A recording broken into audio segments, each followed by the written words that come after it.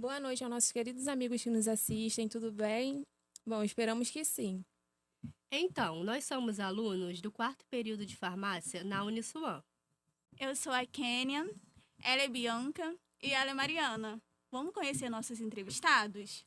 Oi, pessoal, eu sou a Lara. Oi, eu sou a Bruna. Olá, eu sou a Laís. E eu sou o Marcos, e estamos muito ansiosos para compartilhar com vocês as descobertas que fizemos com o nosso grupo.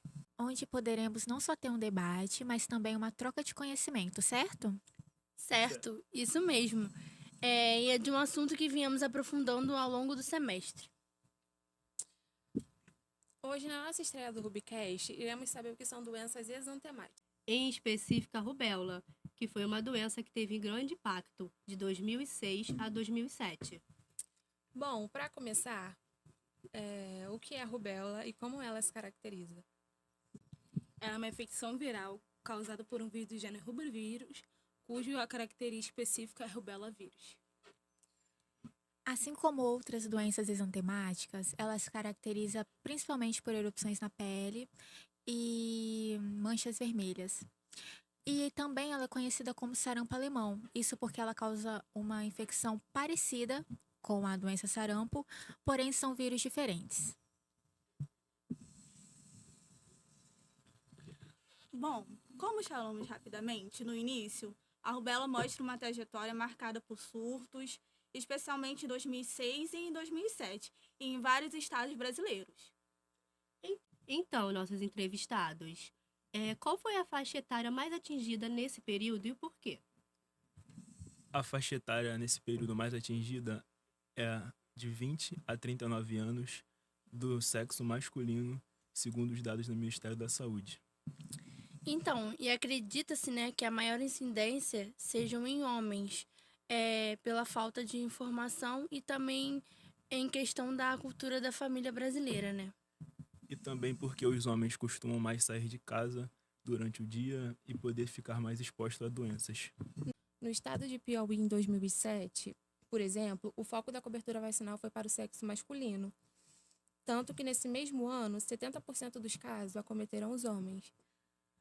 Então, nos tire uma dúvida, por que o sexo masculino foi mais acometido, já que o maior risco, acontece com mulheres grávidas?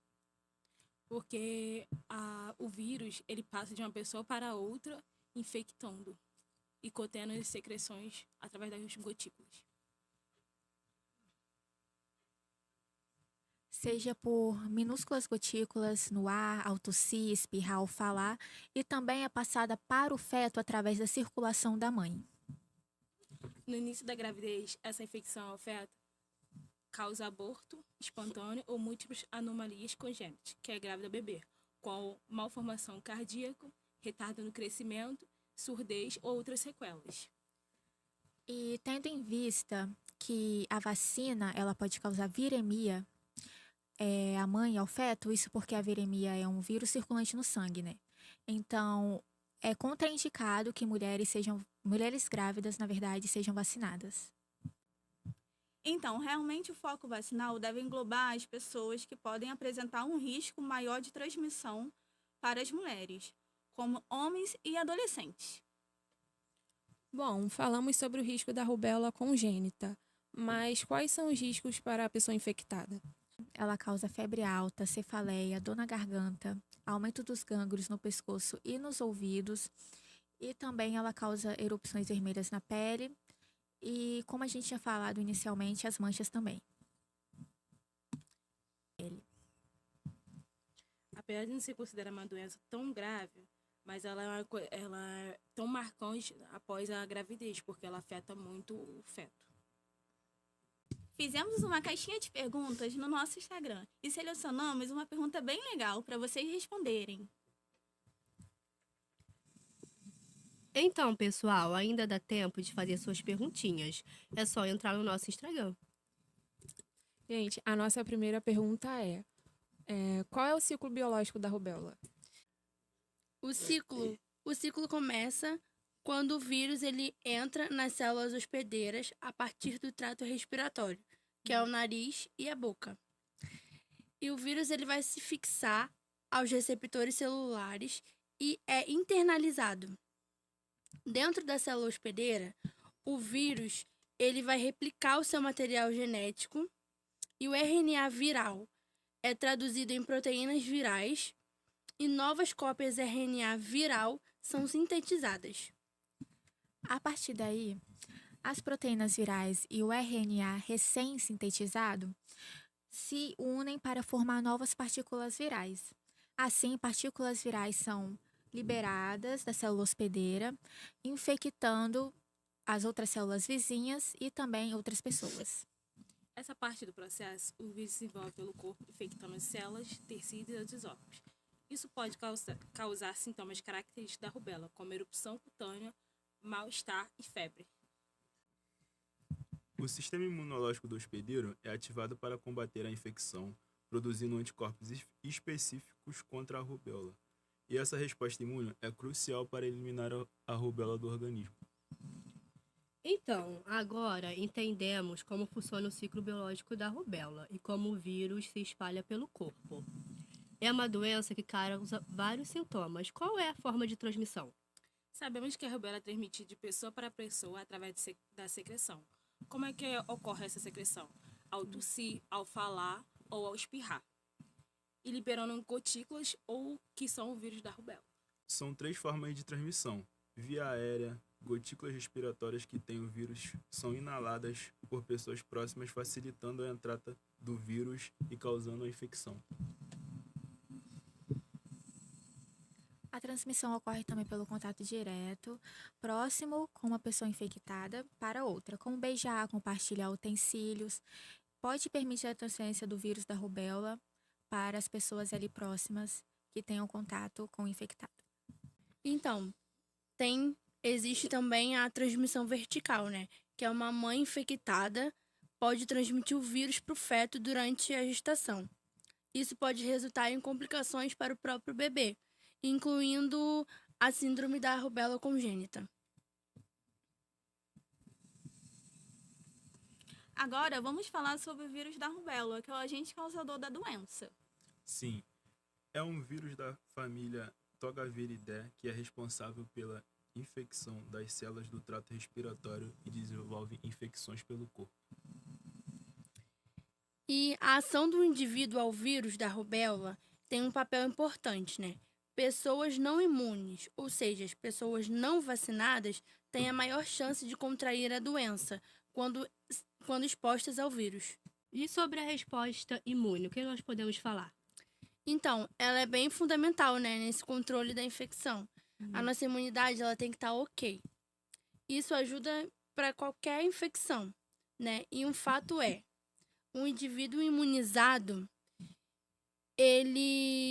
ou que já foi infectado, né, desenvolve imunidade ao vírus. Tipo uma memória, né? Sim. E o que impede a doença ou reduz a gravidade, né, no caso de reinfecção. E vamos lembrar uma coisa, condições de superlotação, falta de higiene, falta de acesso à vacinação, facilita a propagação da rubéola. Então, é muito importante a prevenção e o controle contra o vírus da rubéola. Isso mesmo. Vamos fazer a nossa parte para interromper a transmissão do vírus com uma vacinação em massa. E isso é uma medida de higiene pública. Ouvi falar que a morfologia é um vírus da rubéola e é bem interessante. Vamos explicar um pouco sobre? Sim, vamos dividir em partes, que é um pouco extenso. Vou falar da taxonomia do vírus. Faz parte da família Matanoviridae, que é do gênero rubivírus. O seu tamanho é pequeno e tem de 60 a 70 nanômetros.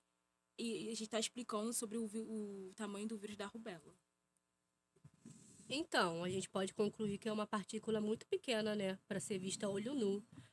No caso, só pode ser vista por microscópio. Isso mesmo. Tem também o material genético, classificado como togavírus. Pertence ao gênero rubivírus da família Togaviridae. É coberto de glicoproteínas, um envelope lipoproteico de material genético do tipo RNA simples. Fita, senso positivo e apresenta um único tipo antigênico. E também o tipo capsídeo do vírus. As glicoproteínas nos envelopes se ligam às células do epitélio, assim liberando o capsídeo no citoplasma para a tradução do material genético. Assim dando origem à replicação viral, que é posterior à viramia, momento no qual pode ocorrer a transmissão do vírus para o feto. Os vírus envelopados são cobertos por uma camada fina de membrana celular.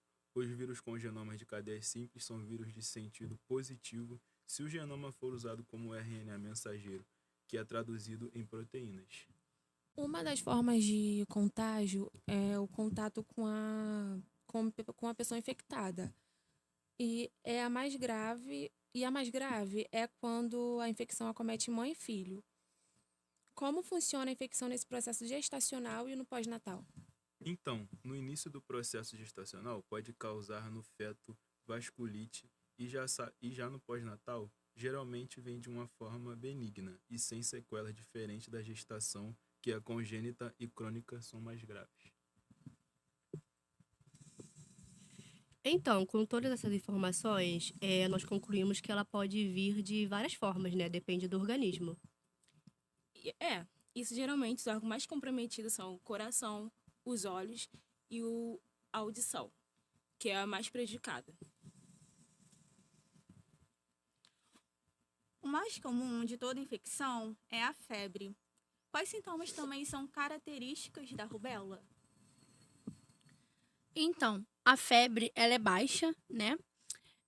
Acontece também surgimento de manchas espalhadas pelo corpo, surge primeiramente no rosto e depois elas se espalham, né? Tem dor de cabeça, coriza, nariz entupido, dor ao engolir, olhos avermelhados e inflamados, nódulos inchados na região da nuca, pescoço e atrás das orelhas, dor muscular e nas articulações e mal-estar. Vamos lá, um exemplo. Joãozinho pegou a rubéola. O que acontece com ele? Bom, já que é uma doença contagiosa, o paciente, assim que ele descobre que tem rubéola, assim que sai o diagnóstico, ele precisa ficar em mais ou menos 10 dias isolado. E é raro, né, pelo menos para adultos, terem complicações. Mas quando acontece, ocorre complicações como artralgia, artrite, encefalites e entre outras. Então, vamos entrar agora em um tópico bem interessante, que é o diagnóstico. Acredito que tem muita gente curiosa assistindo o nosso podcast e que gostaria de saber muito sobre. Então, o diagnóstico, ele é feito em laboratório, né? Por meio da sorologia para detecção de anticorpos IgM específicos para a rubéola. Se tiver, indica a infecção, né? Que foi a infecção recente. A detecção de anticorpos IgG é após o desaparecimento das manchas, durante 10 a 20 dias e permanece gravado na memória imune por toda a vida. É utilizado um teste imunológico conhecido por ELISA, né? É realizado de rotina a pesquisa de anticorpos IgM por esse método.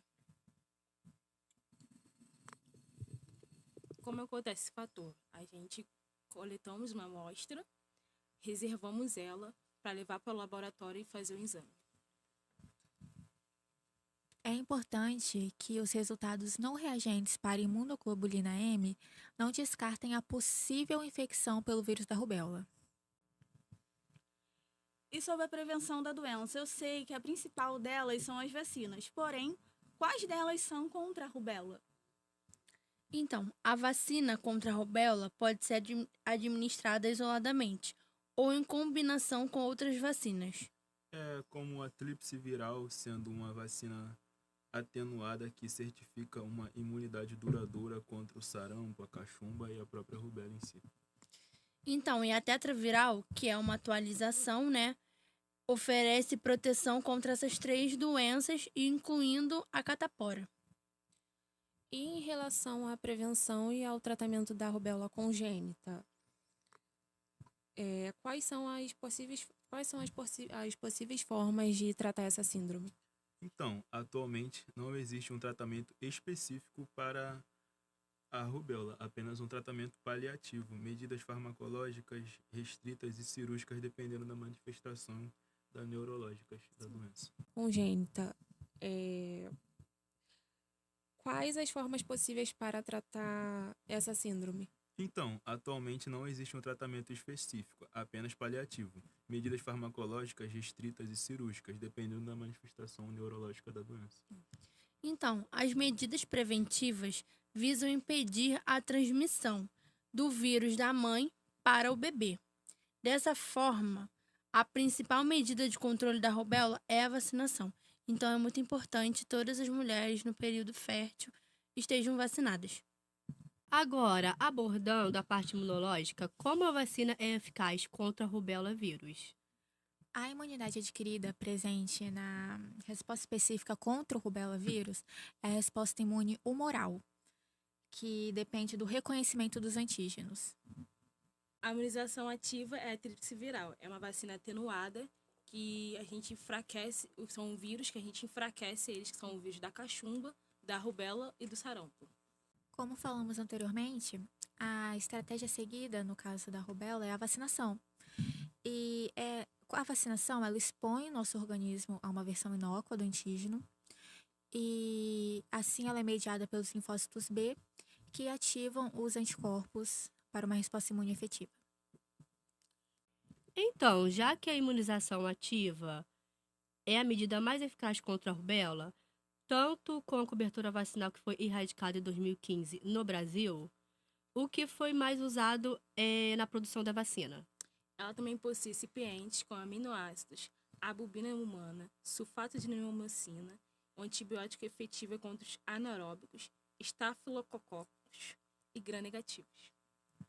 Ela contém sorbitol, um umectante usado para proteção contra a perda do teor de umidade. Também contém gelatina e traços de proteína do ovo de galinha, que é usado na produção e no processo de fabricação da vacina. Isso porque as vacinas são inoculadas, embriões de galinha, isto é implantar um patogênio em outro organismo, induzindo uma resposta imune contra a doença. Sabemos que uma das contradições para ser vacinado é a gravidez. Então, gente, nos contem o que aconteceria se uma mulher grávida se vacinasse. A infecção do vírus da rubéola na gravidez se inicia antes do desenvolvimento da resposta materna. O vírus se espalha atingindo múltiplos tecidos e até mesmo na placenta. Após a gestante produzir anticorpos, o vírus aparece na corrente sanguínea, porém pode permanecer meses na placenta. Quer dizer o quê? Por mais que ela se vacine, ela foi infectada a placenta dela.